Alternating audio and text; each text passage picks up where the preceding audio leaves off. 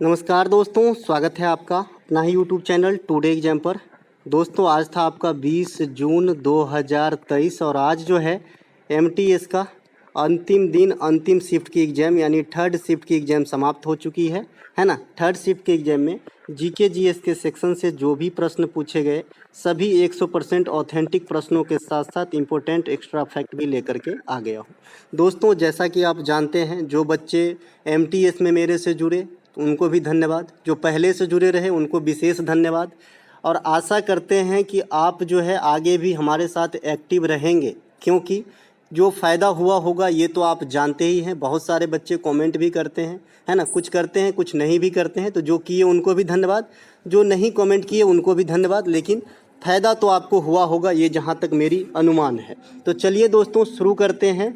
इस YouTube की दुनिया जहाँ हज़ारों की संख्या में जो है पढ़ाने वाले और पढ़ने वाले हैं, उन सभी तालाब में यानी समुद्र में से जो है मैं आपको वही क्वेश्चन ला के देता हूँ जो आपके एग्जाम में देखने को मिलती है, वो भी point two point extra fact के रूप में। ये भी नहीं कि एक किताब के जैसा आपको पढ़ा दिया और आप जो है उसमें से छांटिए, ऐसा नहीं है। मैं एकदम पॉइंट टू पॉइंट एरो मार के, यही स्टाइल है कि आने वाले शिफ्ट में क्या क्या क्वेश्चन आ सकती है, मैं इसी पे काम करता हूँ और इसका काम का नतीजा मुझे भी अच्छा लगा और आप लोगों को भी फ़ायदा मिल रहा है। चलिए शुरू करते हैं। तो जो भी क्लासेस हमारा स्किप हुआ था एमटीएस और हमारे टाइम के मैनेजमेंट के लेके, जैसे सीजीएल की क्लास अभी स्किप थी, इसके अलावा कल से आपको फेज 11 का एक वीडियो मिलेगा, एक सीजीएल का मिलेगा और एक आपका बिहार एसआई बेस्ड भी एक वीडियो मिलेगा। तो ये 3 वीडियो जो है कल से आपका एक्टिव हो जाएगा। तो जिनको भी बेसिक से मतलब एक अच्छे वे में सिस्मेटिक ढंग से तैयारी करना है, एग्जाम ओरिएंटेड क्वेश्चन ओनली, तो वो जो है एक्टिव जरूर रहें। इन तीनों वीडियो को आप अटेंड जरूर कीजिए। जिनको बिहार एसआई और दरोगा देना है वही खाली बिहार एसआई और दरोगा का अटेंड कर सकते हैं, बाद बाकी स्टेट गवर्नमेंट में ये काम करेगा,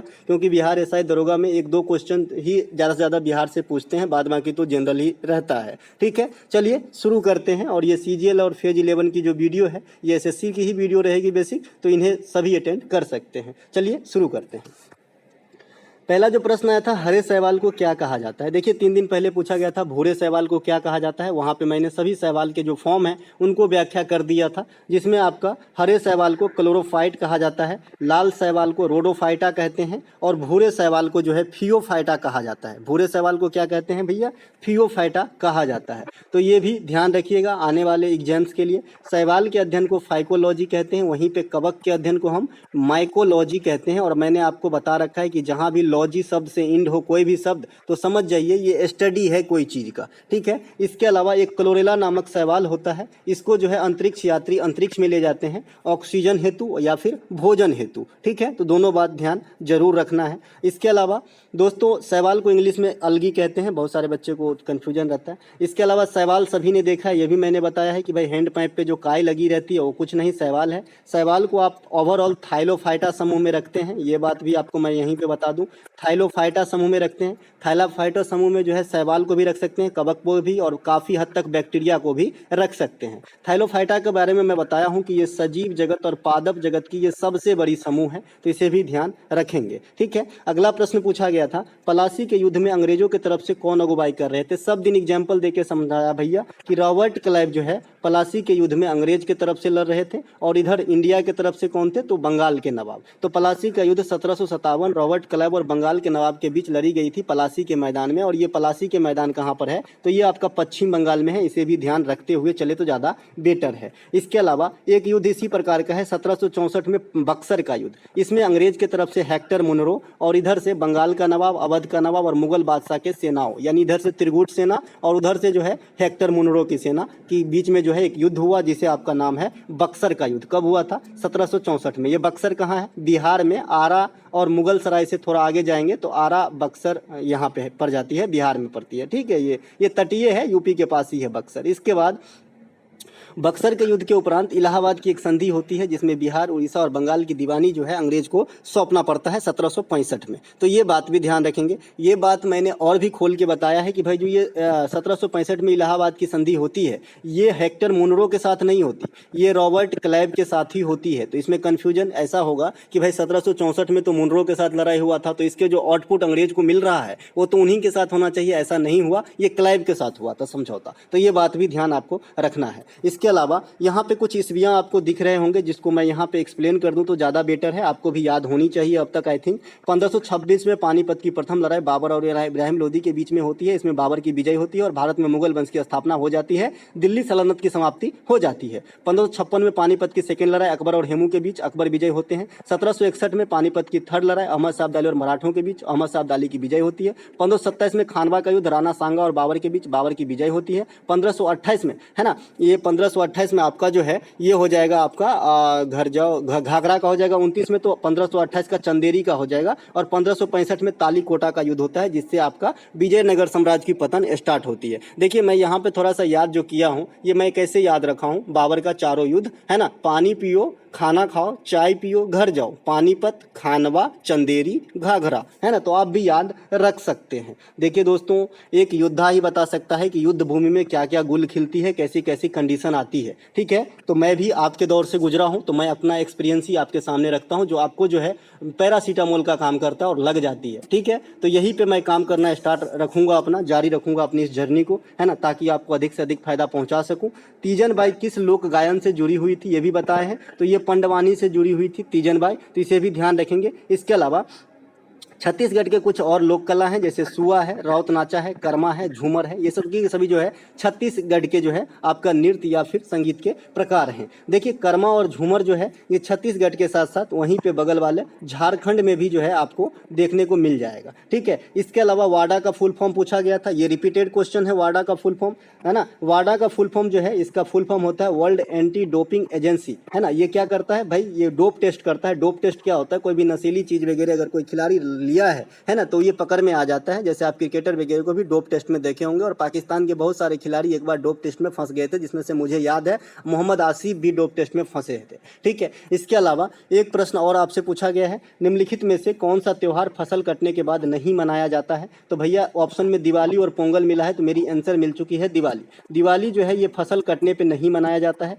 दिवाली जो है प्रकाश की त्यौहार है, ये जो है फसल कटने पे नहीं मनाया जाता है। बाद बाकी पोंगल हो गया, बिहू हो गया, मकर संक्रांति हो गया, उत्तरायण हो गया, मकर बिलक्कू हो गया, लोहड़ी हो गया, ये सभी के सभी फसली त्यौहार है, जो मैंने आपको बता रखा है। ये फसली त्यौहार है, फसली, है ना। नौखाई त्यौहार जो है ना उड़ीसा का, ये भी फसली त्यौहार में आ जाएगा, तो ये बात भी ध्यान आपको रखना है, ये सब फसली त्यौहार है ना। इसके अलावा मैंने आपको बताया है कि बिहू 3 प्रकार के होते हैं, रंगोली बिहू, माघ बिहू, है ना। इसके अलावा एक और बिहू होता है पोंगल, जो है ये भी फसली त्यौहार है, इसमें भगवान सूर्य की ही पूजा होती है पोंगल के अंदर, और तमिलनाडु का है ना। मकर संक्रांति, मकर संक्रांति जो है ये आपका उत्तर भारत में मनाया जाता है मकर संक्रांति। इसके अलावा उत्तरायण ये गुजरात में मनाया जाता है। मकर बिलक्कू ये केरल में मनाया जाता है। इसमें भगवान अयप्पा की पूजा होती है, भगवान अयप्पा की पूजा होती है। लोहड़ी जो है ये पंजाब हरियाणा में सेलिब्रेट किए जाते हैं उसी समय। ठीक है, इसके अलावा पंडित बुद्धादित्य मुखर्जी किससे संबंधित है, आज ही बताया था। पंडित बुद्धादित्य मुखर्जी जो है ये सितार से संबंधित थे, है ना, सितार से संबंधित है। पंडित रविशंकर भी सितार से हैं, निखिल बनर्जी भी सितार से हैं, शाहिद परवेज भी सितार से हैं, बंदे हसन भी सितार से हैं, है ना। तो ये सभी के सभी सितार के जो है प्लेयर है। अनुष्का शर्मा याद रखिएगा, अनुष्का शर्मा, अनुष्का शर्मा नहीं जी, अनुष्का शर्मा है ना, ये है अनुष्का शंकर, अनुष्का शंकर इनका नाम है, ये भी सितार से संबंधित है। ठीक है, तो ये बात भी ध्यान रखेंगे। मुझे अनुष्का शर्मा विराट कोहली की पत्नी याद आ गई थी, है ना, तो अनुष्का वही फेमस है ज़्यादा, तो इसी के लिए आ गया था, भैया माफ़ कीजिएगा। इसके अलावा भारत में ग्रैमी अवार्ड जीतने वाले प्रथम जो आपका म्यूजिशियन है ये पंडित रविशंकर साहब हैं। पंडित रविशंकर साहब को भारत रत्न जो है 1999 में मिला था। ठीक है, 2000 में भारत रत्न जो है किसी भी आदमी को नहीं दिया गया। 2001 में भारत रत्न फिर से जो है लता मंगेशकर और पंडित इसको बिस्मिल्लाह खां को दिया गया, उस्ताद बिस्मिल्लाह खां और लता मंगेशकर को। फिर जो है म्यूजिशियन में पंडित भीमसेन जोशी को मिला और फिर भूपेन हजारिका को मिला। तो ये 6 कैरेक्टर मैं बता के रखा हूँ, इसे ध्यान रखना है। सबसे छोटा ग्रह आपसे पूछ लिया गया था, तो बुध जो है ये सबसे छोटा ग्रह हो जाएगा। और इसको मैं याद रखने की क्रम भी बताया हूँ कि किस प्रकार से आपको सूर्य से बढ़ते हुए दूरी के अनुसार ग्रहों को याद रखना है और किस प्रकार से उसके जो है एरिया के हिसाब से ग्रहों को याद रखना है। मैंने आपको बताया है कि सबसे छोटा लड़का अपने पिता का सबसे प्यारा होता है। तो सूर्य जो है पूरे ब्रह्मांड का मुखिया है भाई, ये भी क्वेश्चन पूछा गया है कि ब्रह्मांड का मुखिया कौन है, तो सूर्य होता है। तो सूर्य जो है पिता है। इसके जस्ट बगल में बुध बैठा है। बुध के बगल में शुक्र क्यों बैठेगा, क्योंकि पृथ्वी है 3 नंबर पे। आपको मैंने ये बताया कि पृथ्वी 3 नंबर पे है, याद रखना है। और पृथ्वी के जो बहन है शुक्र है, तो 2 बहन हमेशा एक जगह बैठे रहते हैं और बातचीत करते रहते हैं, इसीलिए शुक्र ग्रह जो है पृथ्वी के बगल में। इसके बाद आपको दिन का क्रम पढ़ देना है। तो मैं रविवार से स्टार्ट करता हूँ। तो रवि ग्रह होता है क्या? तो नहीं होता है। सोम ग्रह होता है क्या? तो नहीं होता है। मंगल होता है तो आपको मंगल लिख देना है ना। मंगल के बाद बुध आना चाहिए, लेकिन बुध आप पहले ही ले लिए हैं, तो हमको बुध के बाद क्या आएगा? बृहस्पति लिखना पड़ेगा। बृहस्पति के बाद हमें शुक्र लेना चाहिए, लेकिन शुक्र आप पहले ही ले लिए हैं, तो शुक्र के बाद हमें शनि लिखना पड़ेगा, फिर अरुण वरुण। तो इस प्रकार से जो है आपका ग्रहों का क्रम बुध शुक्र पृथ्वी मंगल बृहस्पति शनि अरुण वरुण, ये सूर्य से बढ़ते हुए दूरी के अनुसार जो है ग्रहों का क्रम है। ठीक है। इसके अलावा बृहस्पति सबसे बड़ा ग्रह है ना क्षेत्रफल के हिसाब से, फिर शनि, फिर अरुण वरुण, पांचवा हमारा पृथ्वी, फिर मंगल शुक्र बुध, है ना। ये सब आपको जो है ध्यान रखना होगा। इसके अलावा बुध और शुक्र ऐसे 2 ग्रह हैं जिसके पास कोई भी चंद्रमा नहीं, यानी कोई भी उपग्रह नहीं है। पृथ्वी के पास एक ही उपग्रह है जिसका नाम है चंद्रमा। चंद्रमा पे शांति सागर स्थित है, सी ऑफ ट्रैंक्विलिटीज है, मैंने ये बता रखा है ना। इसे ये जो है धूल का है, धूल का परत है। इसके अलावा मॉर्निंग स्टार, इवनिंग स्टार, सबसे चमकीला तारा, ये सब जो है शुक्र को कहा जाता है, तो इसे भी ध्यान रखेंगे। सबसे गर्म ग्रह भी शुक्र को कहा जाता है, ये भी ध्यान रखेंगे। सबसे तीव्र ग्रह कहा जाएगा ना, तीव्र, सबसे अधिक तेज चक्कर कौन लगाता है? सबसे पहले शुक्र का। तो 88 दिन में मात्र जो है ये बुध जो है सूर्य का चक्कर पूरा कर लेता है। मैंने इसे याद रखने के लिए भी बताया है कि जो जितना दूर रहेगा उतना ज्यादा समय लगेगा चक्र लगाने में। इस हिसाब से वरुण को सबसे अधिक समय चक्र लगाने में लगता होगा। ठीक है। इसके अलावा जो ग्रह से और भी क्वेश्चन आते हैं कि भाई जो टिटान है वो किसका ग्रह उपग्रह है? तो ये शनि का उपग्रह है ना, टिटान, है ना। इसके अलावा जो सबसे छोटा उपग्रह है किसके पास है? तो मंगल के पास है, डिमोस और फोबोस। इसके अलावा एक फोबे नामक उपग्रह होता है जो आपका किसका है?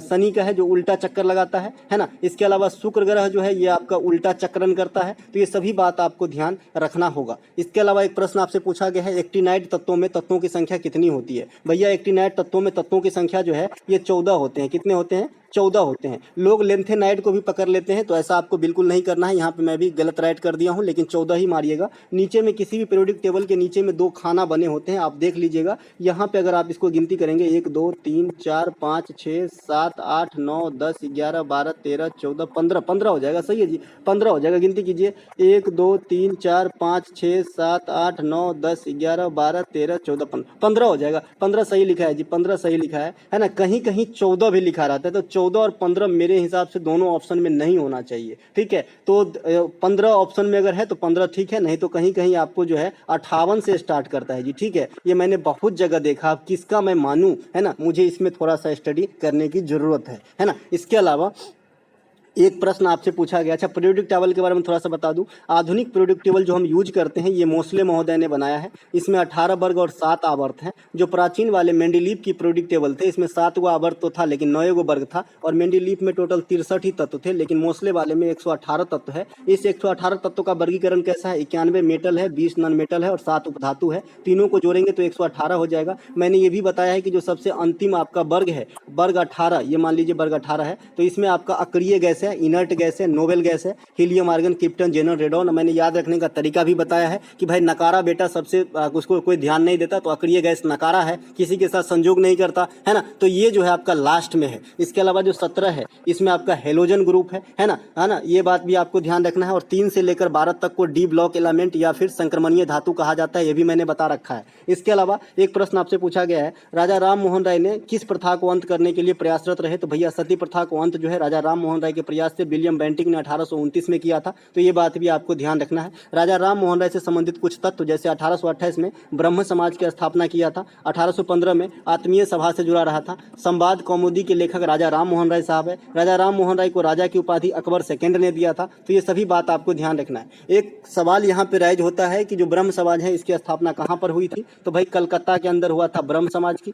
आर्य समाज की स्थापना जो है ये आपका बम्बई के अंदर हुआ था, बम्बई के अंदर, है ना। सत्यशोधक समाज की स्थापना जो है ये आपका भी महाराष्ट्र के अंदर हुआ था। तो ये सभी बात आपको ध्यान रखना है, जो ज्योतिबा फूले साहब ने किए थे। आर्य समाज को जो है मूल शंकर या दयानंद सरस्वती साहब ने किए थे 1875 में, और सत्यशोधक समाज की स्थापना 1873 में होती है ना। तो दोनों बात ध्यान रखना है, ईस्वी के साथ भी कभी कभी पूछ देता है। इसके अलावा 2021 में मेजर ध्यानचंद पुरस्कार में हॉकी में किसे मिला? इससे पहले आपको जो है रेसलिंग में पूछा था। आज के पहला शिफ्ट में मैंने यही सीट आपको दिखाया था। तो यहाँ पे हॉकी में देख लीजिए कौन है, तो एथलेटिक्स नीरज चोपड़ा भाला फेंक में है, सुनील छेत्री फुटबॉल में है, PR श्रीजेश को हॉकी में मिला है, यही ऑप्शन में होना चाहिए, यही राइट आंसर हो जाएगा। बाद बाकी मिताली राज को क्रिकेट में मिला था 21 के लिए, रवि कुमार दहिया को रेसलिंग में मिला था, लवलीना बोरगन को बॉक्सिंग में मिला था, अवनी लेखरा को पैराशूटिंग में मिला था। तो ये सब 12 खिलाड़ी को जो है 2021 में दिया गया था। 2022 के लिए मेजर ध्यानचंद पुरस्कार जो है एकमात्र खिलाड़ी जो है शरत कमल को दिया गया है, जो आपका क्या खेलते हैं, तो टेबल टेनिस खेलते हैं और कॉमनवेल्थ गेम बर्मिंघम में जो हुआ था 2022 में, वहां पे 4 पदक जीते थे, जिसमें से 3 गोल्ड और 1 जो है सिल्वर जीते थे। इसके अलावा एक प्रश्न आपसे पूछा गया है, निम्नलिखित में से 2003 में किसे संगीत के क्षेत्र में पद्म भूषण दिया गया है? ऑप्शन में आपका विक्टर मुखर्जी दिया गया था, विक्टर मुखर्जी राइट आंसर हो जाएगा। ये बंगाली अभिनेता है जिसे 2003 में पद्म भूषण से सम्मानित किया गया था। भारतीय संविधान के किस भाग में जो है ग्राम पंचायत का वर्णन है? अब इसके बारे में मैं क्या ही बताऊं आपको, अब तो रटा गया होगा, है ना। मैंने रिलेट करके बताया भाई साहब। भारतीय संविधान के भाग 9 में जो है ग्राम पंचायत का वर्णन है। भाग 9 में ग्राम पंचायत और 9 का एक क्रिएट किया गया है, इसमें आपका नगर पालिका को रखा गया है। उसी प्रकार से क्रम से 11वीं अनुसूची में ग्राम पंचायत है और 12वीं अनुसूची में आपका नगर निगम है। उसी प्रकार से क्रम से 73वां संविधान संशोधन जो है ये आपका ग्राम पंचायत से संबंधित है और 74वां संविधान संशोधन जो है ये आपका नगर पालिका से संबंधित है। इसके अलावा अनुच्छेद 40 जो है ये पूर्णतः ग्राम पंचायत को समर्पित है, जो आपको DPSP के अंतर्गत आ जाता है। और आर्टिकल 243 जो है ये दोनों को कंबाइंड रूप से है, नगर निगम और ग्राम पंचायत दोनों इसमें शामिल है, क्योंकि इसमें बहुत सारे बातों को समझाया गया है अलग अलग आर्टिकल का जो है सब रूट कैंसिल मतलब सब रूट बना के, ठीक है। इसके अलावा मैं एक बात और आपको बता दूं, जो मौलिक कर्तव्य है 51 के ए में, इसके 11 पार्ट और हैं, 51 के ए का 1, 51 के ए का 2, तो इसको भी अलग अलग से रीड कर लीजिएगा, क्योंकि आजकल TCS यहाँ पे चोट कर रहा है, ठीक है। और मैंने आपको सीट दे ही दिया है। ये भी PDF आपको टेलीग्राम पे मिल जाएगा, सारे PDF आपको टेलीग्राम पे दे दिया जाता है निःशुल्क, कोई कॉस्ट नहीं है भैया, है ना। इसके अलावा नगर निगम और ग्राम पंचायत के चुनाव कौन करवाता है? तो राज्य चुनाव आयोग करवाता है। बाद बाकी जो भी चुनाव होता है, जैसे विधानसभा का चुनाव, लोकसभा का चुनाव या फिर राज्यसभा का चुनाव, ये सभी के सभी कौन करवाते हैं? तो जो आपका चुनाव आयोग है, जो अभी राजीव कुमार साहब मुख्य चुनाव आयुक्त हैं, तो उन्हीं का जो संस्था है उनके द्वारा करवाया जाता है। इसके अलावा एक प्रश्न पूछा गया है कि निम्नलिखित में से कौन सी पुस्तक विवेकानंद साहब के द्वारा लिखे गए हैं? देखिए, विवेकानंद साहब शिकागो में कब भाषण दिए थे, तो ये भी क्वेश्चन आपसे पूछा जाता है। तो शिकागो में जो भाषण दिए थे 1893 में दिए थे, याद जरूर रखना है, ऐतिहासिक भाषण है। इनको जो किताब लिखा है ये कर्म योग लिखे हैं, राजयोग भी लिखे हैं, तो डिपेंड करता है कि ऑप्शन में क्या था। विवेकानंद साहब का नाम जो है रामकृष्ण मिशन के लिए हम जानते हैं। रामकृष्ण मिशन की स्थापना जो है विवेकानंद साहब 1897 में किए थे, तो ये बात भी आपको ध्यान रखना है। रामकृष्ण परमहंस साहब जो थे विवेकानंद साहब के गुरुजी थे, कहा जाता है कि माता काली उनको साक्षात दर्शन दिया करते थे रामकृष्ण परमहंस को। इसके अलावा एक प्रश्न पूछा गया है, निम्नलिखित में से कौन सा भारत की जो है राष्ट्रीय ट्रॉफी है? ऑप्शन में रणजी ट्रॉफी था, तो रणजी ट्रॉफी राइट आंसर हो जाएगा। ये क्रिकेट का घरेलू श्रृंखला है जो BCCI जो है ऑर्गेनाइज करवाता है, ICC नहीं भाई, BCCI, ठीक है, भारतीय क्रिकेट कंट्रोल बोर्ड जो है ना वो ऑर्गेनाइज करवाता है। इसके अलावा रणजी ट्रॉफी 2022 के विजेता कौन है? तो ये मध्य प्रदेश है। किसे हराया था? तो महाराष्ट्र को हराया था। रणजी ट्रॉफी सबसे अधिक बार कौन जीता है? महाराष्ट्र जीता है। कितने टाइम? 41 टाइम, ठीक है। इसके अलावा रणजी ट्रॉफी की शुरुआत कब हुई थी? तो 1934 में हुई थी। यह क्रिकेट का कैसा फॉर्मेट है? तो टेस्ट जैसा फॉर्मेट है। इसके अलावा विजय हजारे ट्रॉफी, ये भी क्रिकेट की है, घरेलू श्रृंखला, ये ODI फॉर्मेट है। सैयद मुश्ताक अली ट्रॉफी, ये T20 फॉर्मेट है, ये भी घरेलू श्रृंखला है। तो इन तीनों को जरूर ध्यान रखें। इसके अलावा भारत के लिए टेस्ट में पहला शतक लाला अमरनाथ ने लगाया था, वनडे में पहला शतक कपिल देव ने लगाया था। इसके अलावा एक प्रश्न और पूछा गया था, जवाहरलाल जो बंदरगाह है ये कहाँ पर स्थित है? तो भैया ये JNPT मुंबई में है। JNPT का फुल फॉर्म भी पूछा जाता है, जवाहरलाल नेहरू पोर्ट ट्रस्ट होता है ना। अगर आपसे पूछे कि सबसे अधिक तेल जो है तेल कहां से निकाला जाता है, तो अपतटीय, इसी प्रकार से ऑप्शन रहेगा, अपतटीय मुंबई हाई, अपतटीय मुंबई हाई से जो है सबसे अधिक तेल को जो है निकाला जाता है। भारत में कच्चे तेल रिफाइनरी की जो है प्रथम फैक्ट्री कहाँ लगाई गई थी? तो 1901 में। कहाँ पे?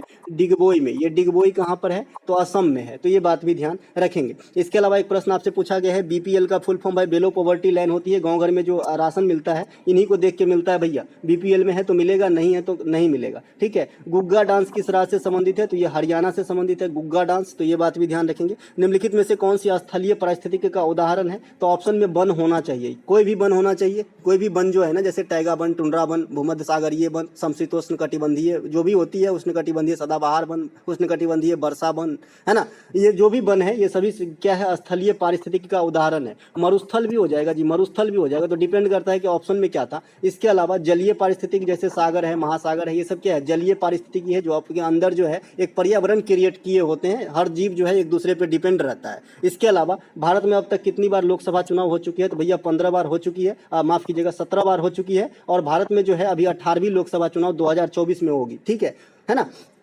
इसके अलावा अभी 17वीं लोकसभा चल रहा है। 17वीं लोकसभा के अध्यक्ष कौन है? ओम बिरला है। लोकसभा कब अस्तित्व में आया? तो 1952 में आया था। ये बात भी ध्यान रखेंगे। लोकसभा को निम्न सदन कहा जाता है। लोकसभा के प्रथम अध्यक्ष जो है गणेश वासुदेव मावलकर थे। प्रथम उपाध्यक्ष अनंत संयम थे। तो ये बात भी ध्यान रखना है। लोकसभा भारतीय संविधान के निम्न सदन है। एंट्री के लिए 25 वर्ष न्यूनतम उम्र चाहिए, है ना। और लोकसभा का जो गणपूर्ति है, जो कोरम है, उसको पूरा होने के लिए कुल सदस्य का 1/10 जो है जरूरी होना है। इसके अलावा मौर्य काल में बनाया गया रॉक कट गुफा कौन सा है? ऑप्शन में बराबर की गुफा दिया गया था। बराबर की गुफा जो है मौर्य काल में बनाई गई है। बताइएगा कि इसके ऑप्शन में और क्या क्या था, ठीक है। आप लोग मुझे कमेंट करके बताएंगे जिनका एग्जाम था। बराबर की गुफा कहाँ पे? भैया बिहार के अंदर है। बांग्ला महोत्सव भी शायद पूछा था, तो ये मेघालय में, मैंने बता रखा है। बांग्ला महोत्सव और नोंगक्रेम महोत्सव, ये दोनों कहाँ पे मनाया जाता है? तो ये आपका जो है मेघालय में मनाया जाता है। मेघालय के अंदर हमने बताया है भैया गारो, खासी और जयंतिया, ये 3 प्रकार की जो है पहाड़ी है। गारो, खासी और जयंतिया, ये 3 पहाड़ी भी है और 3 जनजाति भी है, जो कहाँ पे है? मेघालय में। मेघालय के अंदर ही मासिन राम जगह है, जहाँ पे सबसे अधिक वर्षा होती है दुनिया के अंदर।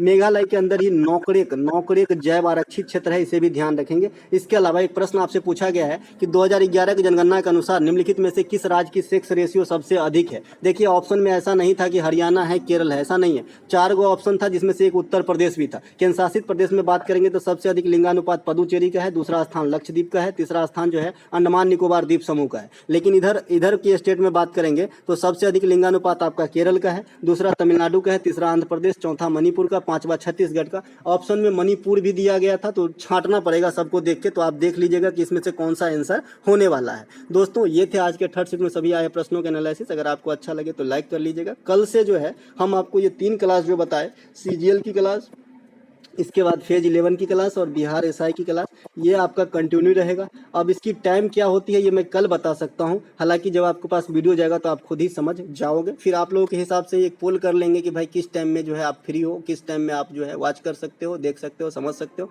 फिर उस हिसाब से जो है टाइम मैनेजमेंट कर लेंगे। फिलहाल ये तीनों वीडियो कल आएगी, आप लोग टाइम पे कॉमेंट कर सकते हैं। मिलेंगे हम अगले वीडियो में। जय हिंद दोस्तों।